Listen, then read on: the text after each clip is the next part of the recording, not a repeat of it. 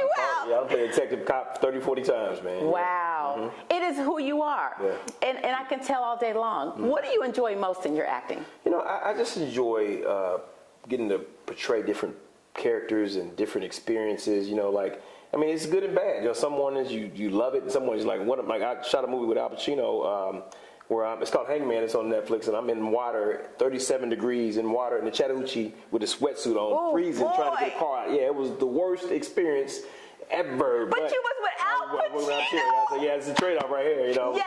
Yeah, but it was a great experience because it was just so cold. Like they had an extra helping me, and he was turning blue. Oh boy. You know what I'm saying? So wow. yeah, it was crazy. But Al Pacino. Al Pacino, man. Yeah.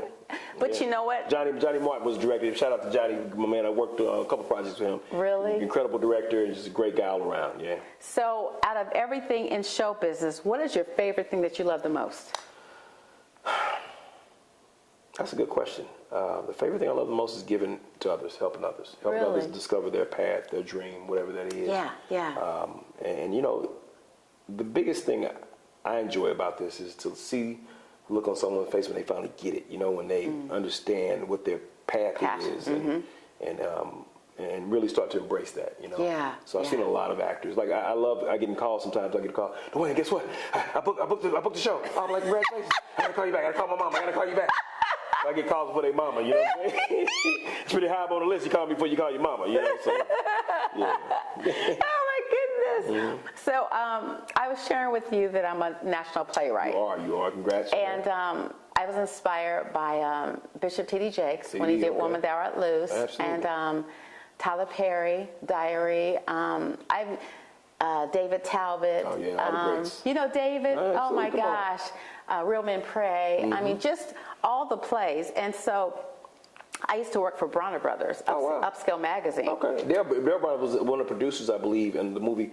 I did a movie years ago called The Gospel. You remember The Gospel? I do. With Boris Kodjoe, Idris Elba. Yeah, I was the husband that came back from the military. Yes. See, I told you I'm with a celebrity. No. You know the people that put the money up. So. But you know what? It took me working behind the scenes, just being the promoter, and being back there with those directors and those writers to understand the language of what you go through in this industry. Yeah.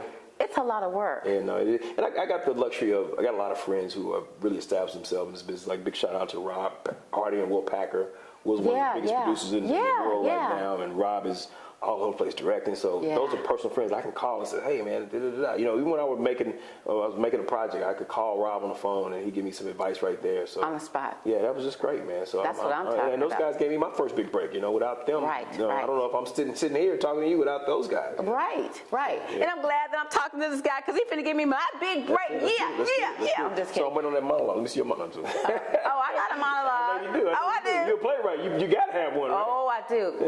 Let's see. What would I tell you? Another woman has just been arrested, all because she refused to give up her seat for a white person. This ain't the first time this has happened. It also happened to Claudette Colbert because she too was arrested because she forgot to give up her seat for a white person. Okay, good. That was good. Cut. Let's try it again. Go from the top. And I want to see it this time. I want you to be a little more confused. And action. Another woman has just been arrested. Good. You want me to cry too? Welcome, Mr. Boyd. Happy to be here. Oh my gosh. You have an amazing background and what you've done is phenomenal. Thank you. You have learned in a creative manner how to not let the pandemic shut you down. Yeah, you know, it was a tough time for everyone, you know, and I just watching how things were transpiring and constantly changing, and we all had to let the kid figure out if they want to do it. That's right. And that's so important. It's a passion thing, because if a kid is good at something, they'll thrive and shine. But if they don't want to do it, they don't want to do it. You know what I'm saying? And I had to have plenty of conversations with parents and tell them, like, look, do you want to act? No, you want to play football? Let them go play football. Yeah. You know, let them go do what they want to do. You know? But like I had this little girl, Summer Fontana. She was in my class, and she came to me 5 years old, ready to go. Oh. She's one of the X-Men now. She's What? she's Jean Grey, young Jean Grey in the last X-Men movie. Scenes with James McAvoy, everything. That's Professor awesome. She's sitting there. I'm just like, wow. But Summer at 5, Yeah. Carla Fisher brought her to me, found her, and said, "This girl's a star." Wow. And she came in the door ready to go. She came in the door. She would come in. She's probably, "How you doing? How was your weekend?" She would just come in like, Professional. Summer was That's what I'm talking on about. another level. You know what I'm saying? So I'm Yeah. not surprised that she's doing a lot of great things. Yeah. I love to see children just blossom Absolutely. into. But you know what, too? We as parents, we know who our children are. Right. And it's our job to inspire them with that, Yeah. to do that. Yeah. And I say that I have 11, and so I know some are doctors and lawyers and business people and entrepreneurs and just different things. It's good that you recognize and support that. That's it. You know, and as long as they can be the best they can be, That's all you gotta I'm do. happy with that. You know, I saw Spike Lee speak at Kennesaw State one time, and he said that the best thing his grandmother did was support his dream. He said he has so many friends who are doctors and lawyers who are miserable. Oh, yeah. And that's what you don't want to be in a job that you're miserable. Because, Exactly. You know, I had a friend that she got an engineering degree, which I'm not against degrees, but Right. she doesn't use it because she's not happy in that field. She No. wants to act. Yeah. You know, so I think the fallback thing is cool. You know, one of my students at one time was Janelle Monáe, and now she's of course doing her thing. You know, so Yeah. but she was doing music at first. So. Yeah. And, she was able. I was told she was a great actress, and look at her now. So, but yeah, I figured out a way to come to Atlanta and create opportunities for people that otherwise didn't really have an opportunity. You know, I started my class in 2003. I had a good friend of mine, Eric, and he was running this thing out of his house where he was inviting a core group of actors over. And one time he invited me over, and we started talking. I said, "You know what, man? We got something here. This is great." You know, Yeah. and that's how Premier Actors Network was born. Okay. Wait. What's it called? Premier Actors Network. Premier Yeah. Actors Network. Yes, it was born in 2003 in Eric Eddings' living room. So. Wow. Yeah. Wow. And so that just inspired you to do something with it and broaden Yeah. with more opportunity. So what is your main niche? Acting, music? Well, I'm an actor, producer, director, writer. I act full time as well. You know, I've been in over 65 different movies and TV shows myself. What? Yeah. So I'm with a celebrity. Well, you got to try to keep the lights on, pay the bills. No. You're a celebrity. I'm with the real celebrity. Yeah. No, this is so cool. So- Oh, you're being modest. Well, you know, it's work, you know. You know, it is. And what you're sharing with this is a real deal. You know, I have a high respect for who you are and what you're doing, that you're not just keeping it to yourself. Oh, no, absolutely not. Yeah, you're sharing it with those that are wanting to get in the industry and letting them know that their dreams can be a reality. Right, and we provide weekly classes at PanFam. That's Premier Actors Network for short. We call it PanFam. And I have some great instructors there, Kristen, Larry, Selena. They've all been instructors there. Todd was with us at one point. He's branched off and started his own class. And just a lot of great instructors over there that help actors, you know, develop into seasoned veterans that could be working in this business. And we've seen it happen. Like I said, Yeah, a lot of my yeah. students are working actors. Yeah.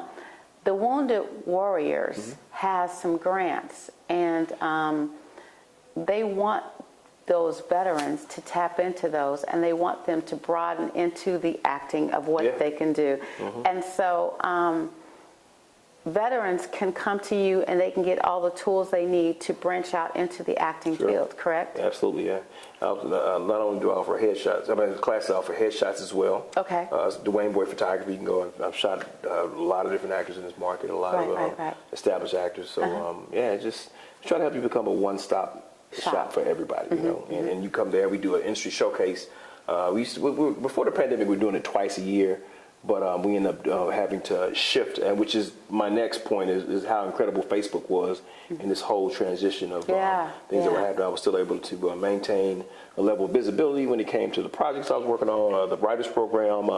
They have a Facebook group for that. We have one for my acting class, and we're able to stay in touch with everybody. And even though the pandemic, the 3 months we were shut in and couldn't go anywhere, we had to get online. Virtually. Everything was virtual, you know, and we kept it moving. So thanks to Facebook and Instagram, I was able to continue to reach the audience and get things done. Exactly. How long is your classes? They're ongoing, meaning if you're not on class, I tell people all the time, if you're not in class, you need to be on set. Okay. If you're not on set, you need to be in class. Okay. So you're always training, getting better, or you're working, you know. And like I said, you're fortunate enough to make it to set. You want to stay sharp. I think classes just keep. It's like an athlete, you know. Yeah, Football yeah. players, they train year round. All the time. Yeah, they have to stay ready. Because there's so much competition out there. You have to be excellent. You've got to be ready to beat the competitors. And that's interesting that you say that, because